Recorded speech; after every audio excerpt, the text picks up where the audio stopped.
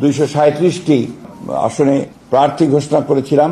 আজকে আমরা আরো 36টি আসনে আমরা আপনার নাম ঘোষণা করছি এবং আরো অনেকগুলো থেকে যাচ্ছে, বোধহয় 20-25টার মতো থেকে যাবে, সেগুলো আমরা আরো পরে ঘোষণা করব। তো আমি ঘোষণা করছি আমরা যেগুলো ঘোষণা করিনি এর আগে।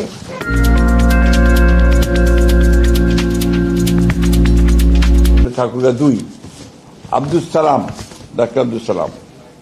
Dinajpur 5 AKM Kamruzzaman. Naogaon 5 Zahidul Islam Dhalu. Natore 3 Mohammad Anwarul Islam.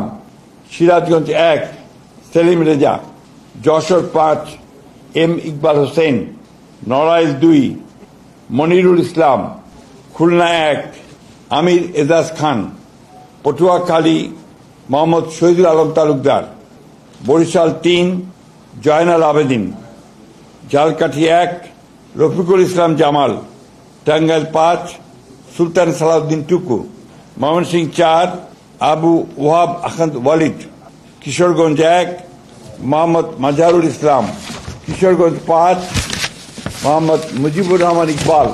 Manikganj 1 S A Jinnah Kabir. Munshiganj 3 Mohammad Kamruzzaman. Dhaka 7 Hamidur Rahman. Dhaka 9 Habibur Rashid. Dhaka 10 Sheikh Rabiul Alam. Dhaka 18 S M Jahangir Hossain. Gazipur 1 Mohammad Mujibur Rahman. Rajbari 2 Mohammad Harun Rashid. Faridpur 1 Khandaker Nasirul Islam. Madaripur 1 Nadira Akter. Madaripur 1 Nadira Akter. Madaripur 2 Jahandar Ali Khan. Sunamganj 2 Nasir Hossain Chowdhury. Sunamganj 4 Nurul Islam.